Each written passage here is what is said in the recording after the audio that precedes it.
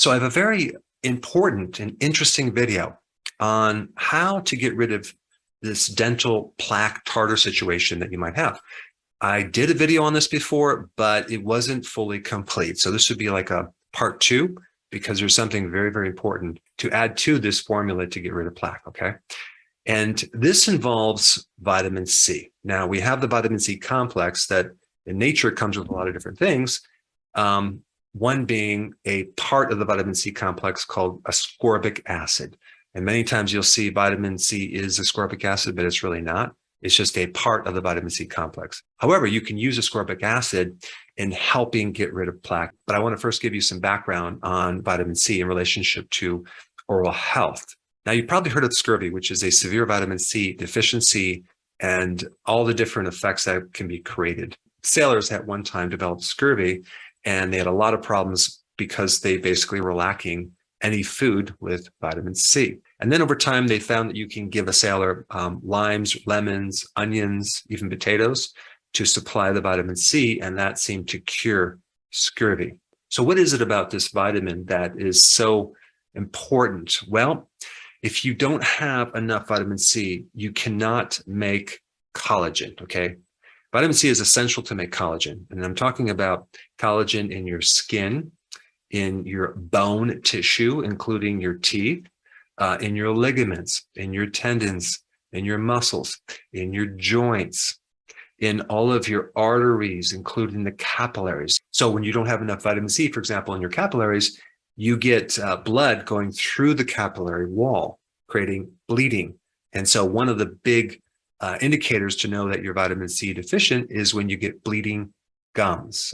Anything like gingivitis or a periodontal disease is usually related in some way to a vitamin C deficiency. Now, you probably already know that sugar is bad for your teeth and gums. And so the sugar then feeds the bacteria that develop acids that cause cavities, inflamed gum tissue, and plaquing and tartar.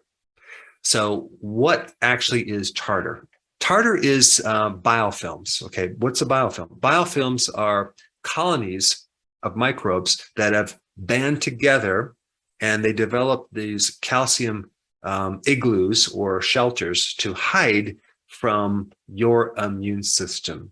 So in nature, like 90 to 95% of all these bacteria start to form biofilms. In fact, if you were to walk through a little stream, for example, you notice if you step on a rock, it's very slippery. There's slime.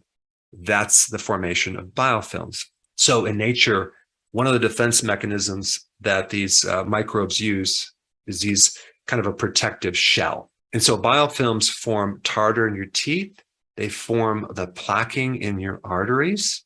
Also, they form these calcium deposits in your joints. So biofilms are around us everywhere. And I do want to touch on the relationship between vitamin C and biofilms in just a second. But first, let me just complete my thought on vitamin C and its function in your body. Without vitamin C, you actually get really bad breath, okay? Because you have this overgrowth of bacteria. Vitamin C suppresses pathogens, including viruses, bacteria, yeast, fungus, mold, and of course, biofilms.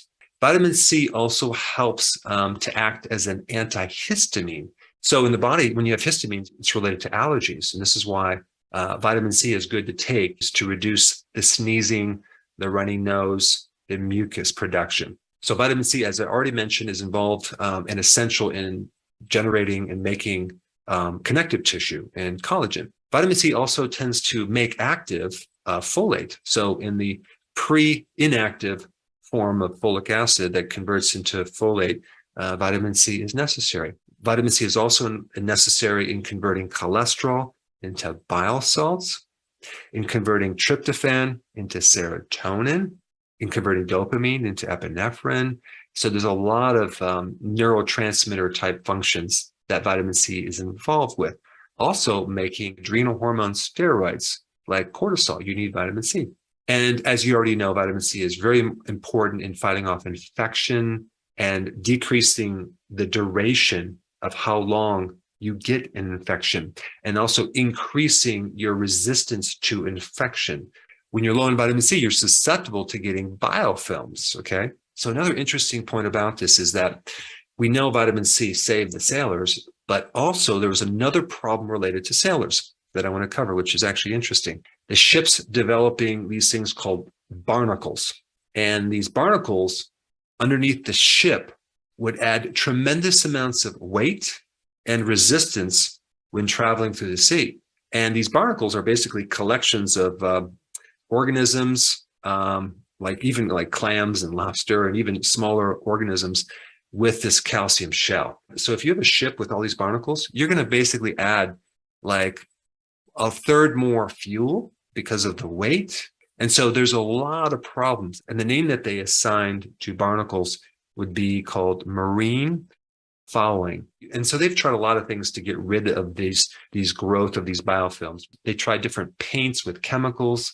And of course, all this is very toxic. But in 1990, this guy who was a sailor had this brilliant idea while I was eating a sandwich he had these red hot chili peppers in it. And he had this idea that he says, wonder if these chili peppers would kill off these barnacles, right? Well, he found out that they did effectively kill off these microorganisms.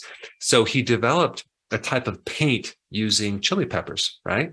And it worked great. And there's one thing about chili peppers. Chili peppers not only have certain active compounds that are going to kill biofilms, but chili peppers are very, very high in vitamin C. And even one of the byproducts that vitamin C turns into is hydrogen peroxide, which is another anti-biofilm chemical.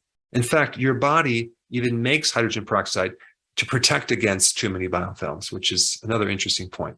In my first video, I gave you a formula that you can use when you're brushing your teeth to help reduce plaquing, tartar, but I did not include vitamin C in this formula. Okay, so I'm going to kind of just explain what I'm going to recommend. The first ingredient to this new formula addition, which is only 4 ingredients, would be to take 1/4 of a teaspoon of baking soda and dissolve it in a half a cup of water.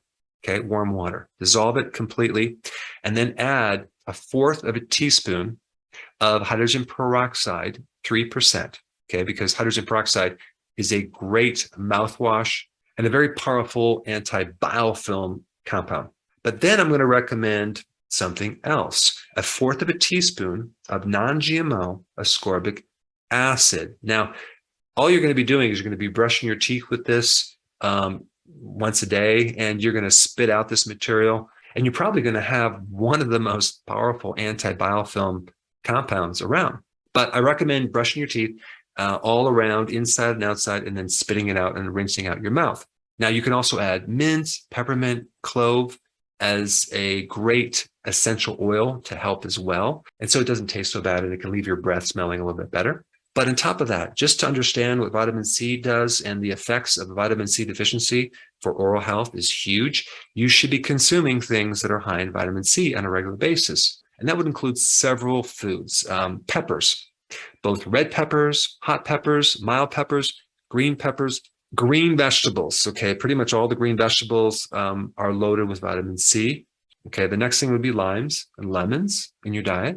Realize that if you're getting lemon juice or a lime juice in a glass or some container, it's been pasteurized, and vitamin C is very sensitive to oxygen and heat. So there's really little vitamin C unless you're using an actual lemon or lime. And of course, fermented cabbage as sauerkraut has a ton of vitamin C. All right, so now that you're more educated in vitamin C, I really want you to understand the difference between natural vitamin C complex versus just the synthetic version of ascorbic acid. This would be very, very important for you to have the full picture. So I created this video and put it up right here for you. Check it out.